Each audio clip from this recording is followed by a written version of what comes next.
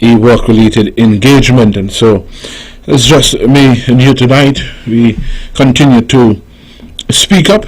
I want to express congratulations to those who are celebrating this week, or would have celebrated this week, be it a birthday and anniversary, and of course to extend congratulations to students who would have got their results for the CAPE and the CSEC. Congratulations to all of you. Those of you who did particularly well, those of you who did as well as you would have liked, and those of you who may be a little disappointed with your performance. I want to encourage you and encourage your parents to encourage you to not be too daunted, not to feel too bad. The opportunity is still there for you to make another go at it. If you have difficulty sitting 5 and 6, try 1 or 2.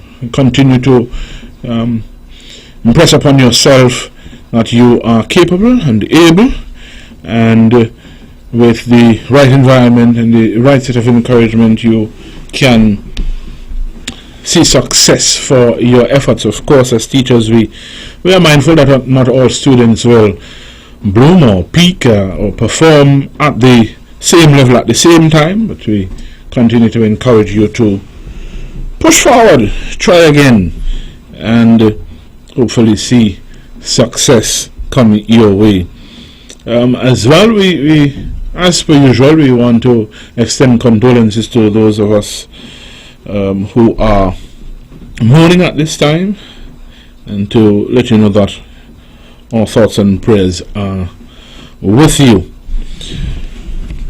As per usual, we have we talk about COVID-19. That is the bread and butter topic of the day, as the world continues to find means and ways of surviving with this unwanted guest, this deadly disease that is COVID-19. The numbers of the last 24 hours, active cases are 388.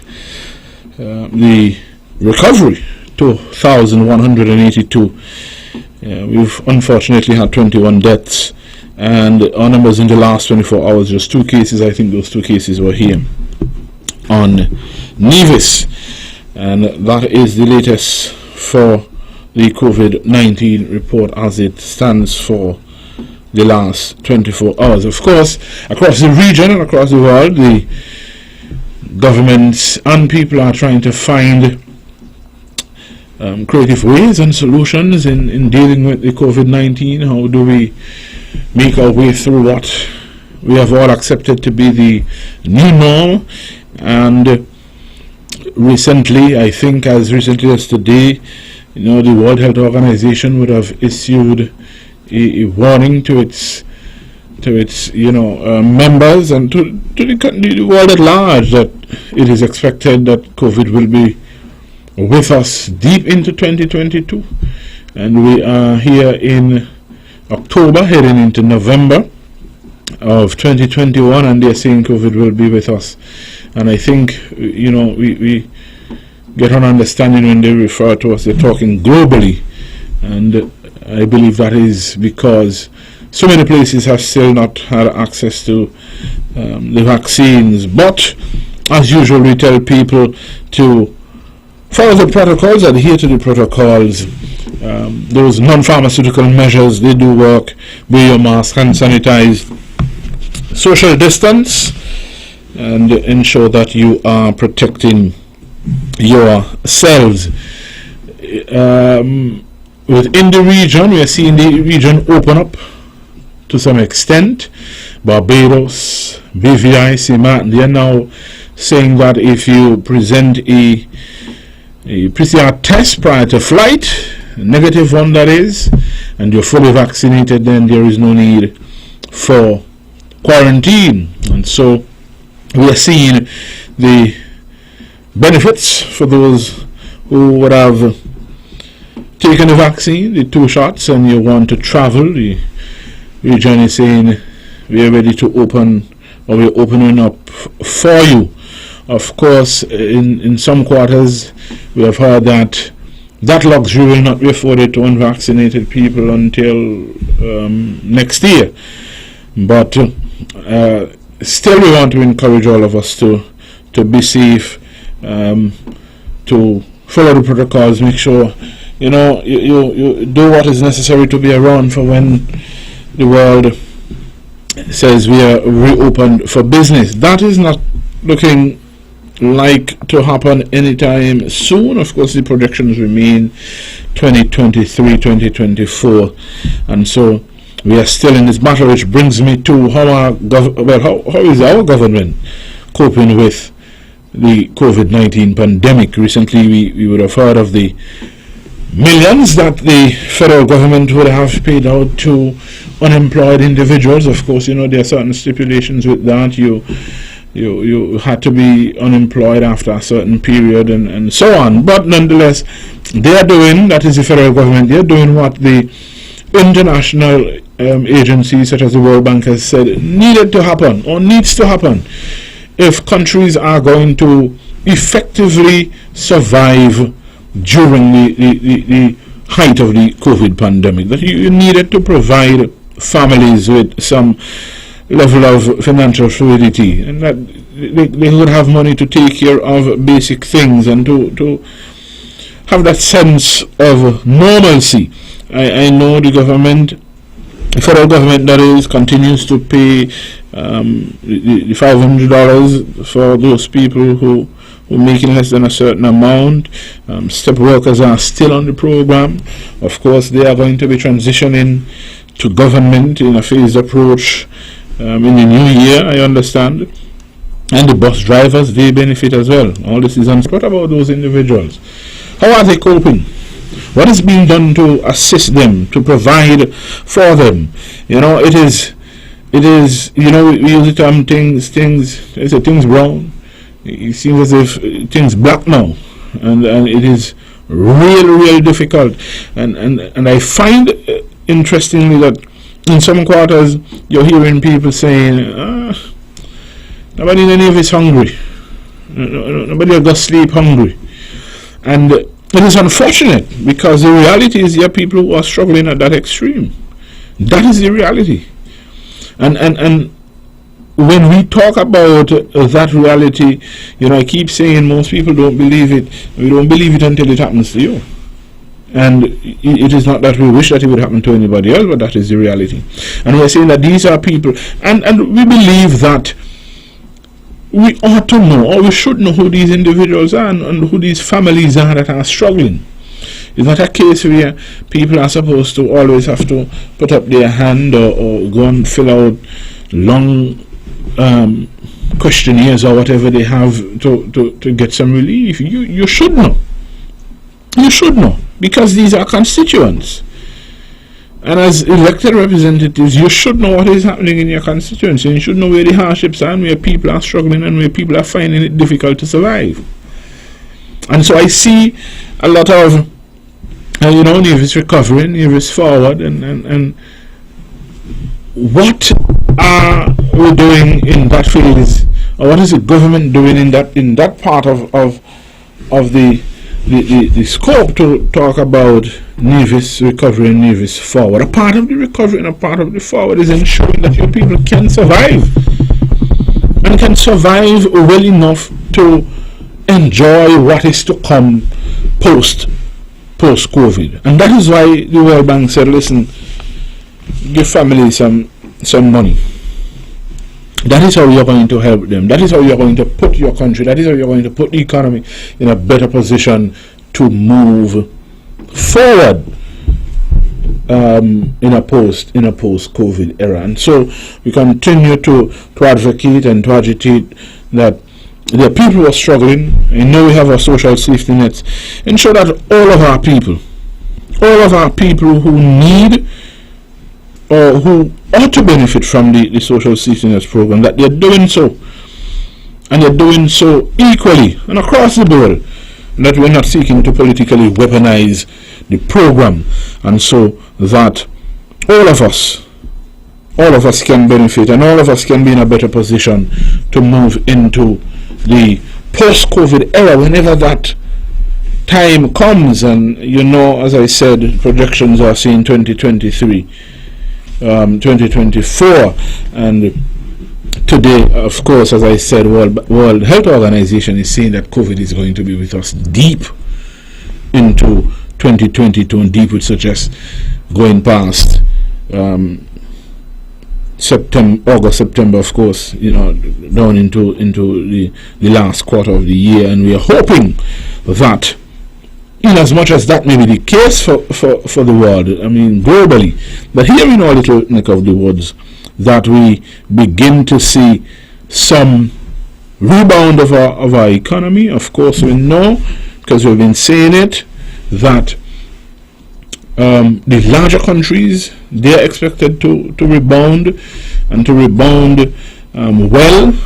Smaller countries, small island developing states, and small emerging markets like ours, it's going to take a while, and so we want to be able to get out there early, and so we can begin to make some traction into our recovery for all of our citizens.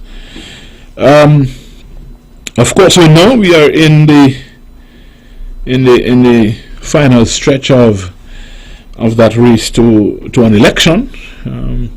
I suspect sooner rather than later, the temperature will increase politically, and we get a sense of an election being imminent, and so that is on the minds of a lot of our citizens, a lot of our residents. The political candidates are here and there and doing their meet and greet and so on, and we have seen the heightened election activity. We have seen the housing projects simultaneously across Nevis. We have Craddock Road and we have Hamilton, and I think there is Rice's, and over in St. James's, over in Madden's. I understand in St. John's Prospect, I heard that someplace. I didn't hear that initially, but so you have all of these, and the question is, where was all this a year ago or 2 years ago? People just started to want in homes in 2021, when we are on the eve of an election. That is what happened. People woke up, in 2021 and said, "Listen, I need housing." I don't think that is the case. Not the case in as much as we would have heard. How many? I mean, of course, you heard that the applications outweigh the number of availability of housing. So that means gimmicks when it comes to governance. Yes, I agree. Governance, good governance is a difficult, or is a challenge. But if we begin to practice or attempt to practice good governance, and this is a charge to the electorate, you've got to begin to speak up and to call out governments to seek to hold on to these things for the last minute, so they can say, transformation in Charlestown and housing availability in Prospect, in Craddock Road and in Hamilton of recent times. Because the work has to be done consistently. It is not a case where the government and the country doesn't go on vacation.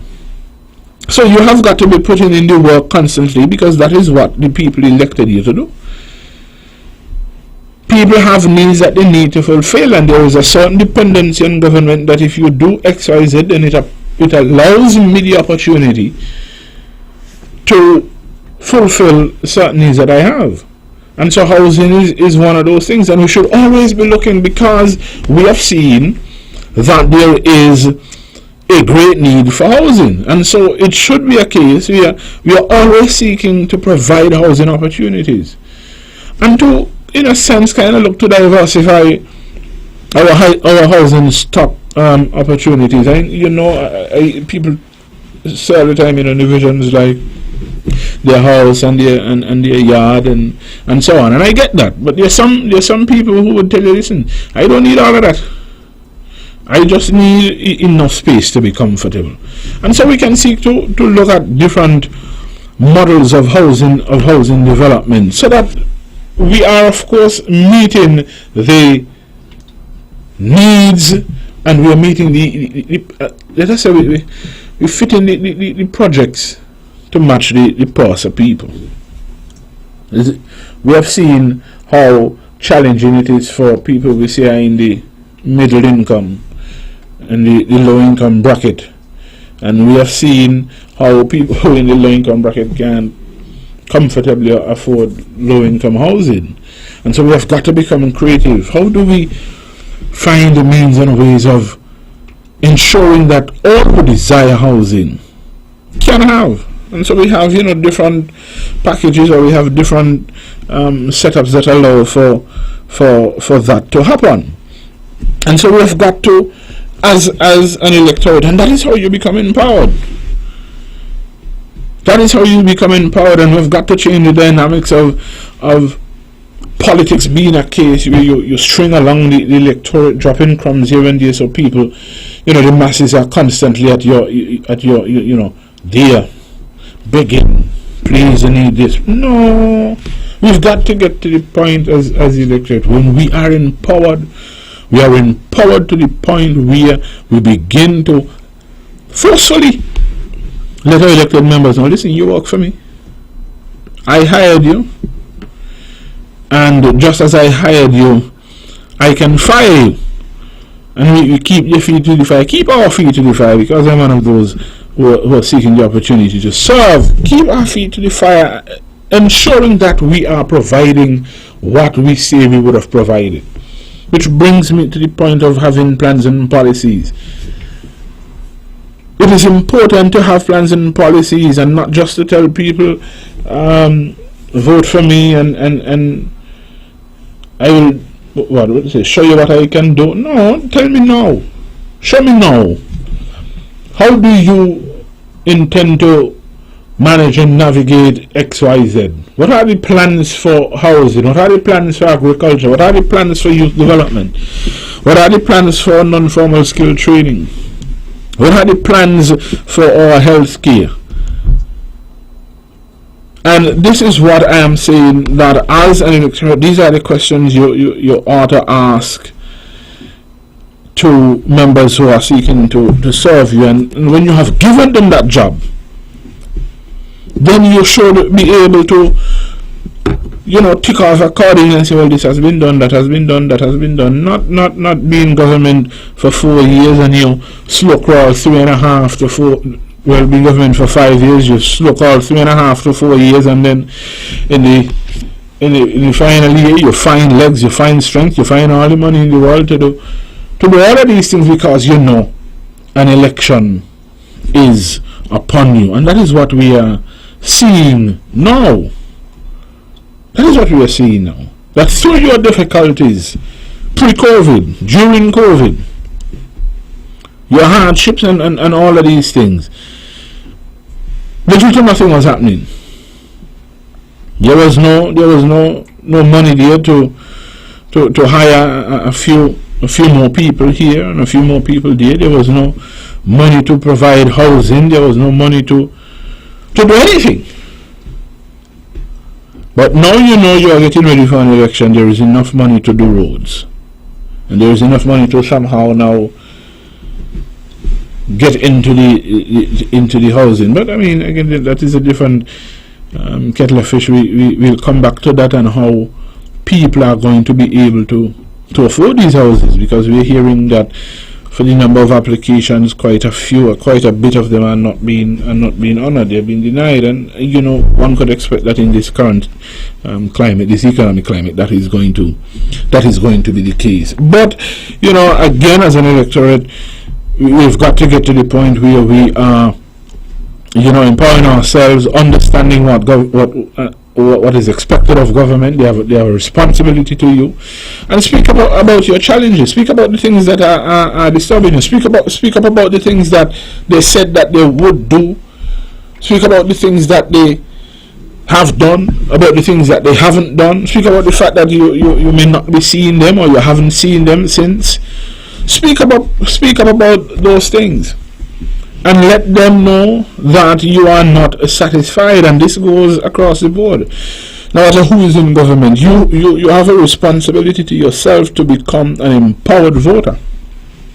An empowered electorate is an electorate, redounds to people being more resilient, people being more productive, people being more industrious.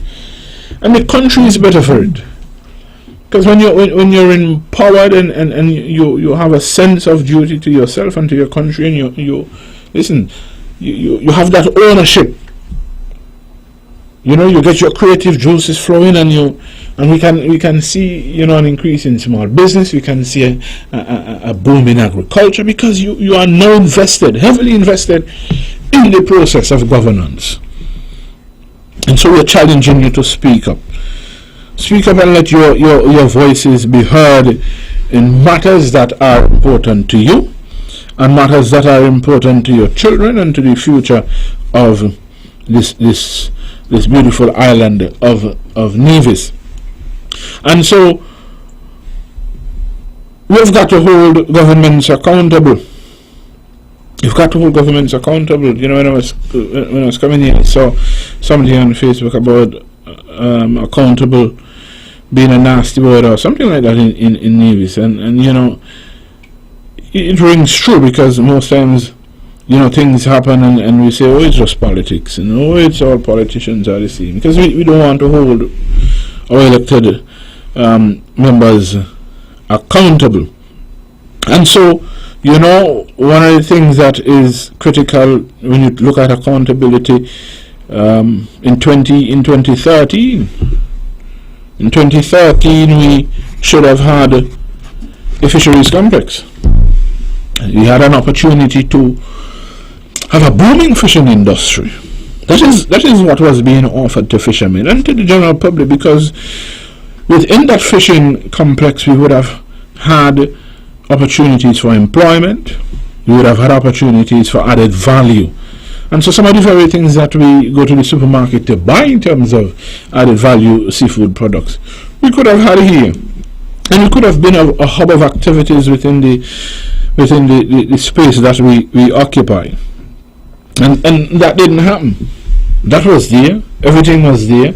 I mean, even if we wanted to, if the government wanted to change a few things here and there, okay. But at the end of the day, the opportunity was there. $30 million.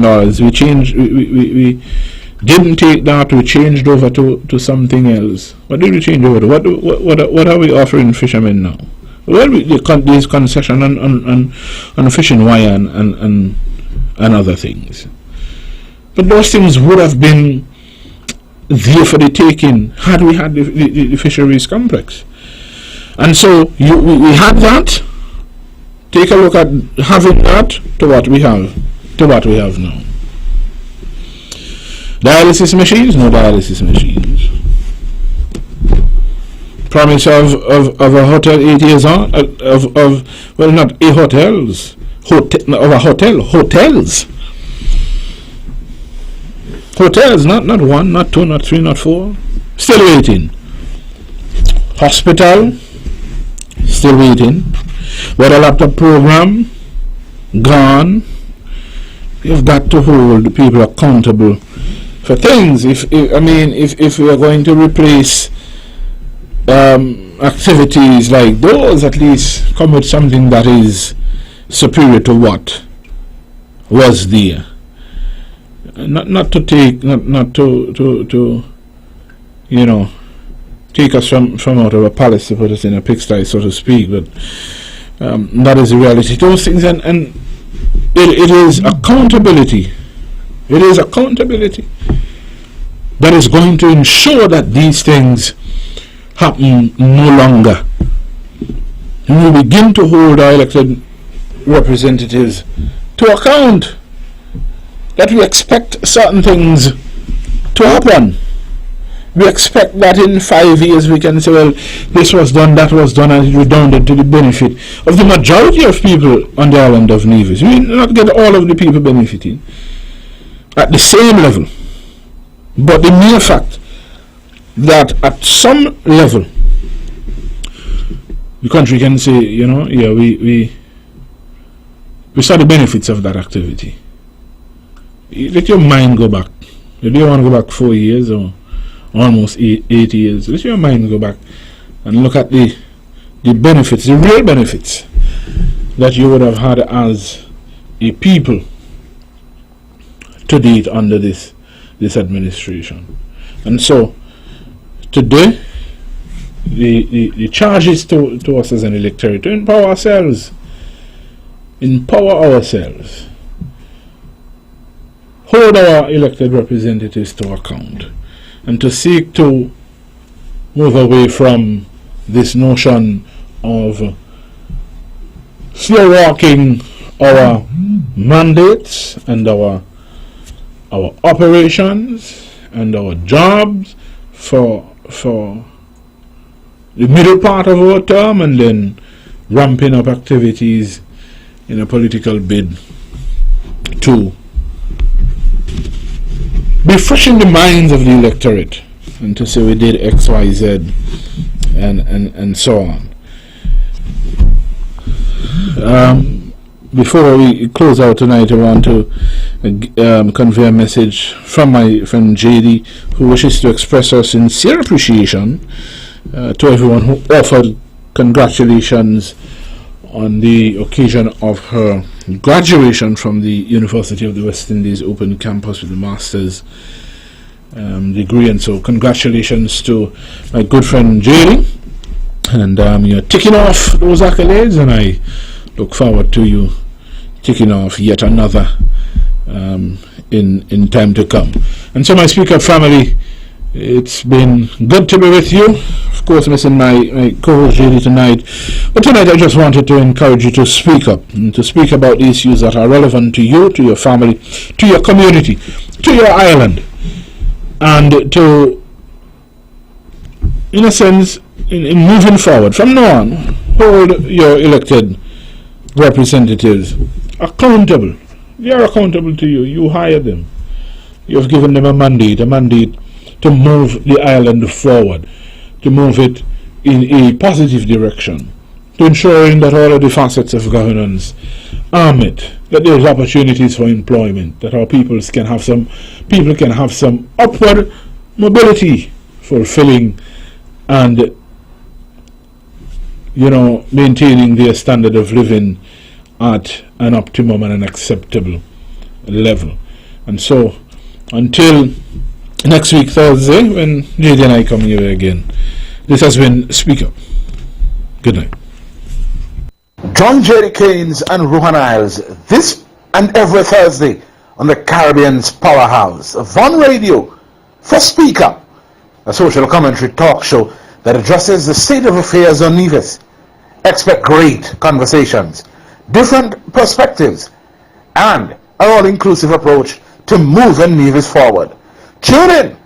It's time for us to speak up. The views and opinions expressed on the preceding program were solely those of the participants and do not necessarily reflect the views of the Nevis Broadcasting Company Limited